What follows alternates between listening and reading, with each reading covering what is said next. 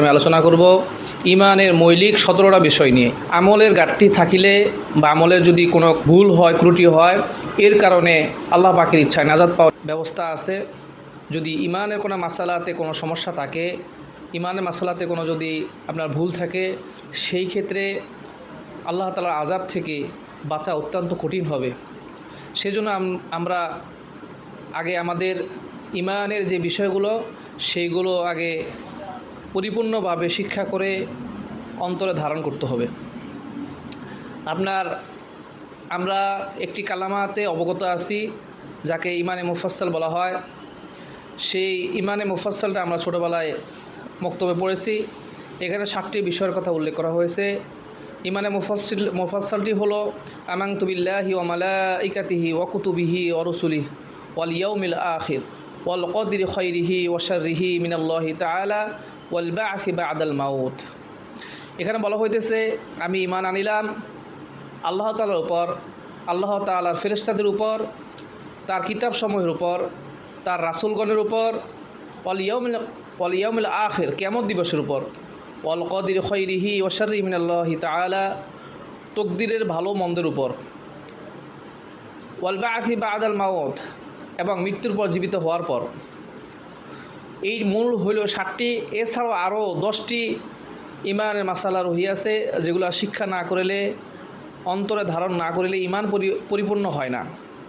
সেই 10টি হলো কিয়ামত দিবস, 1 নম্বর কিয়ামত দিবসের উপর, 2 নম্বর মুনকার ও নাকির ফেরেশতাদের উপর, 3 নম্বর কবরের আযাবের উপর, 4র্থ মিজানের উপর, 5ম পুলসিরাতের উপর, 6ষ্ঠ বেহেশতের উপর, দোজখের উপর, 7ম হযরত মুহাম্মদ সাল্লাল্লাহু আলাইহি সাল্লামের 4 জন সাহাবা খেলাফত করিয়াছিলেন, তাহা সঠিকভাবে করিয়াছেন। 8ম হযরত মুহাম্মদ সাল্লাল্লাহু আলাইহি সাল্লাম শেষ পয়গাম্বর, তাহার পর আর কোনো পয়গাম্বর হইবে না। 9ম ঈমান আনিতে হইবে আমাদের কোরআন অবতীর্ণ হওয়ার পর পৃথিবীর সমস্ত ধর্ম রহিত হইয়া গিয়াছে। 10ম ঈমান আনিতে হইবে যে ইসলাম ধর্মে দাখিল না হইয়া যত ইবাদত করিবে তাহা আল্লাহর দরবারে কবুল হইবে না। এই হইল মোট 17টি মাসালা। ইমানে মুফাসসালের ভিতরে আছে 7টি মাসালা।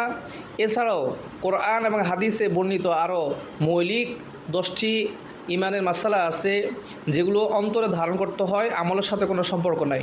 মূলত ইমানের মাসালাগুলো হলো মুখে বিশ্বাস আর অন্তরে ধারণ, আর যেগুলো আল্লাহ তাআলার হুকুমি বিধান সেগুলো কার্যে পরিণত করা। কিছু কিছু বিষয় আছে শুধু অন্তরে ধারণ করলে হয়, যেমন আল্লাহ তাআলা এক, আল্লাহ তাআলা আপনাকে আমাকে সৃষ্টি করেছেন, উনি ফেরেশতাদেরকে সৃষ্টি করেছেন, ওনার রাসূলগণের উপর কিতাব নাজিল করেছেন। এগুলো অন্তরে ধারণ করতে হয়, এগুলোর সাথে আমলের সাথে সম্পর্কিত নয়। আবার কিছু কিছু ইমানি বিষয় আছে, শাখা প্রশাখা আছে, যেগুলো আমল প্লাস হলে অন্তর দুইটি ধারণ করতে হয়। আপনার যেটা আমরা বলি 3 পর্যায়ে আপনার ইমান পরিপূর্ণতা আসে। 1 নম্বর হয়েছে আপনার মুখের দ্বারা প্রকাশ, তারপর অন্তরে বিশ্বাস, তারপরে কাজে পরিণত করা। আল্লাহ তাআলা আমাদেরকে ইমানের পরিপূর্ণ মাসালা শিক্ষা করে আমল করা তৌফিক দান করুন। আসসালামু আলাইকুম ওয়া রাহমাতুল্লাহ।